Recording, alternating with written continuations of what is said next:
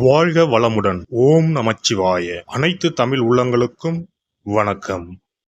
நாம் இந்த பதிவில் பெயர்ச்சி அடையும் குரு பகவான் உங்கள் ராசிக்கு என்னென்ன சுப மற்றும் அசுப பலன்களை தரப்போகிறார், அதற்கான பரிகாரம் என்ன என்பதனை பற்றி விரிவாக காண்போம். உங்கள் வாழ்வில் வளமும் நலமும் செல்வ செழிப்பும் பெற எல்லாம் வல்ல இறைவனை உளமாற வேண்டி விரும்பி கேட்டுக்கொள்கிறேன். ஒருவரின் ஜாதகத்தில் எந்த கிரகம் உங்களுக்கு சாதக பலன் தருதோ இல்லையோ, ஆனால் குரு கிரகத்தின் நற்பலன்களை கொண்டவர்கள் சிறிது கஷ்டத்தை சந்தித்தாலும் வாழ்க்கையில் முன்னேறி விடுவார்கள். நவ கிரக குரு பகவான் மங்கள கிரகமாக விளங்கி வருகிறார். ஜோதிட சாஸ்திரத்தில் குரு பகவானுக்கு தேவர்களின் குரு என்ற அந்தஸ்தும் வழங்கப்பட்டுள்ளது.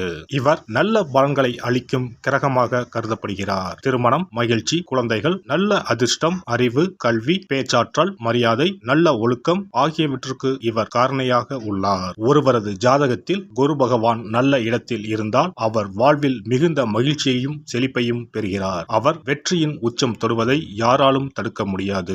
குருவின் அருள் பெற்ற நபர்களுக்கு அறிவாற்றல் மேம்பட்டு சமூகத்தில் நல்ல கௌரவமும் பெற்றிருப்பார்கள். 12 ஆண்டுகளுக்கு பிறகு குரு பகவான் ரிஷப ராசியில் பிரவேசிக்க உள்ளார். ஜோதிடத்தில் முக்கிய கிரக பெயர்ச்சிகளில் ஒன்றாக கருதப்படுவது குரு பெயர்ச்சி.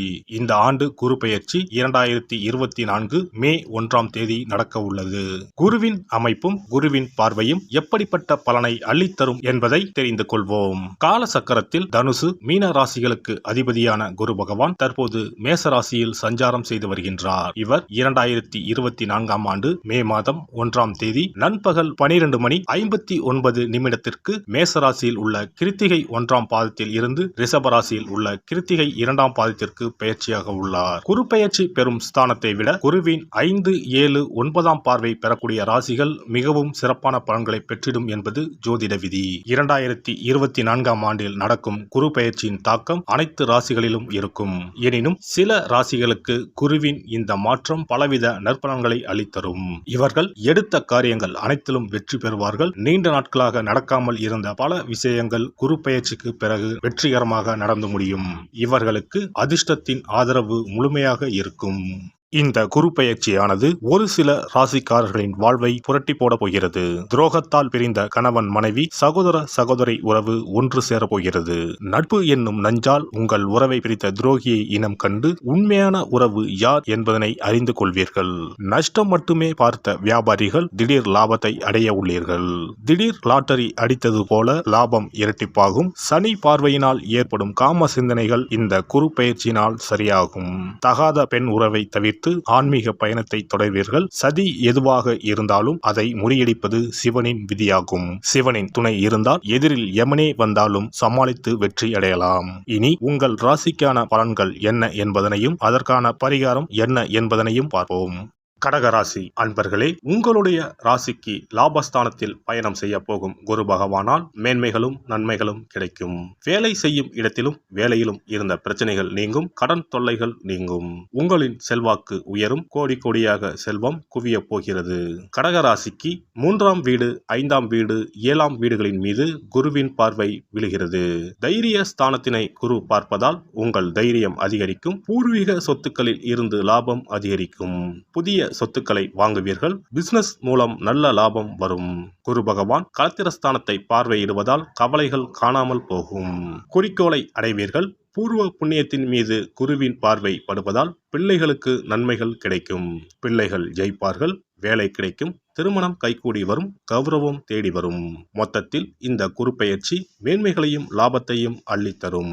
மாணவர்களுக்கு நீங்கள் விரும்பும் உயர்கல்வி தேடி வரும். ஒளிமயமான எதிர்காலம் என் உள்ளத்தில் தெரிகிறது என பாடப்போகிறீர்கள். லாப குருவின் பயணத்தால் உங்களுக்கு வரவேண்டிய பணம் தக்க நேரத்தில் வந்து சேரும். பழைய கடனை பைசல் செய்ய வழி கிடைக்கும். குடும்பத்தில் சந்தோஷம் பெருகும். தம்பதிக்கு இடையே நெருக்கம் அதிகரிக்கும். இளைய சகோதரியின் தடைப்பட்ட திருமணம் சிறப்பாக முடியும்.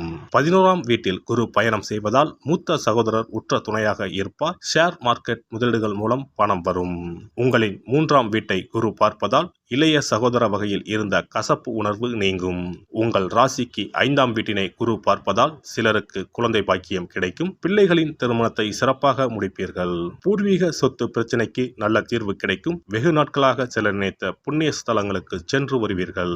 அரசியல்வாதிகள் இழந்த செல்வாக்கை மீண்டும் பெறுவர். தலைமை உங்களை நம்பி முக்கிய பொறுப்புகளை ஒப்படைக்கும். கார்த்திகை நட்சத்திரத்தில் குரு பயணம் செய்யும் காலத்தில் திடீர் பண வருமானம் வரும். அரசு வேலைக்காக தேர்வு எழுதியிருப்பவர்களுக்கு நல்ல ரிசல்ட் கிடைக்கும். அரசு வேலை கிடைக்கும். ரோகிணி நட்சத்திரத்தில் குரு பயணம் செய்யும் காலத்தில் வருமானம் அதிகரிக்கும். வெளிநாடு வேலை கிடைக்கும். பல வழிகளிலும் வருமானம் வரும். குரு பகவான் வக்கரமடையும் காலங்களில் கவனம் தேவை. தொழில் வியாபாரத்தில் பல வழிகளிலும் லாபம் அதிகரிக்கும். வேலையில் இருப்பவர்களுக்கு ஆண்டு இறுதியில் சம்பள உயர்வும் பதவி உயர்வும் கிடைக்கும். வேலைப்பளு குறையும். தலைமை பொறுப்பு தேடி வரும்.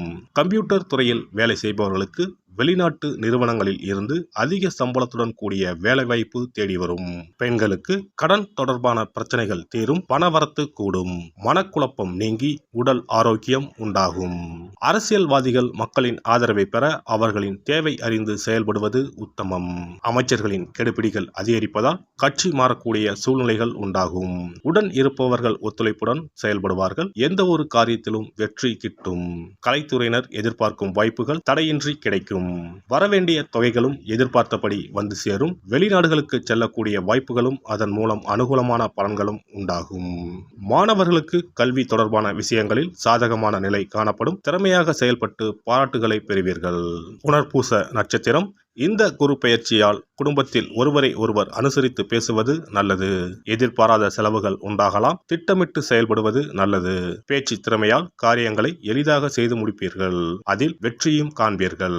சின்ன விஷயங்கள் கூட மன நிறைவு தரும்படி நடக்கும்.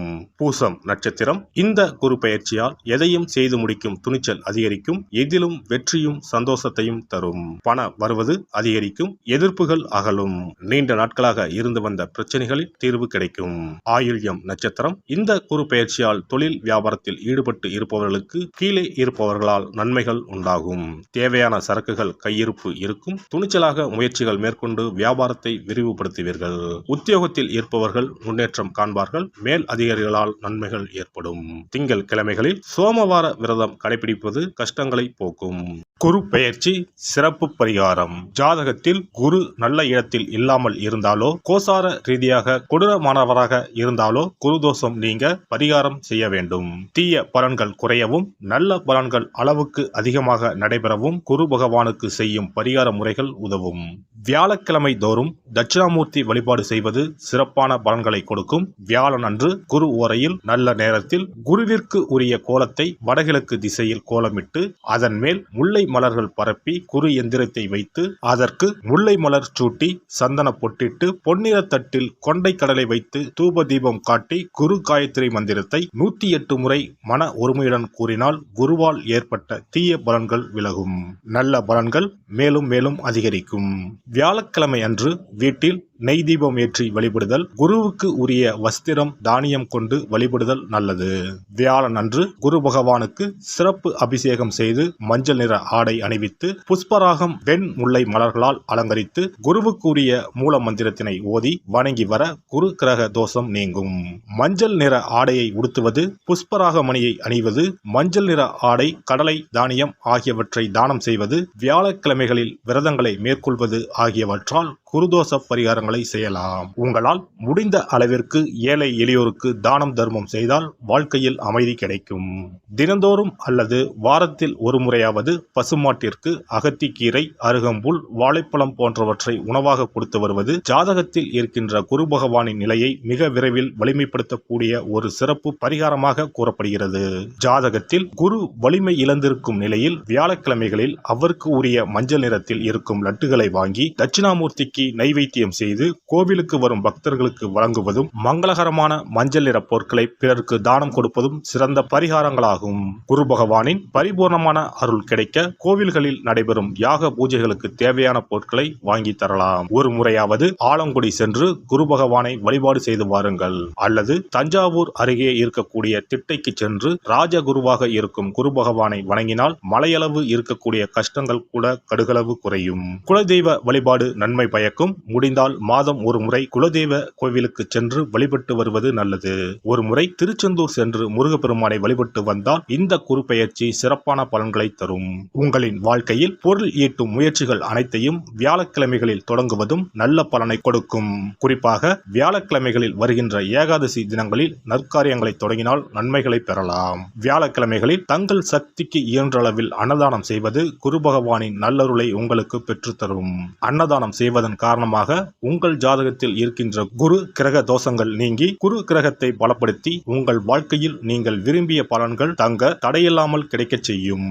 எல்லாம் வல்ல இறையருளால் நீங்களும் உங்கள் அன்பு குடும்பமும் உடல் நலம், நீலாயுள், நிறை செல்வம், உயர் புகழ், மெய்ஞானம் ஓங்கி வாழ்க வளமுடன்.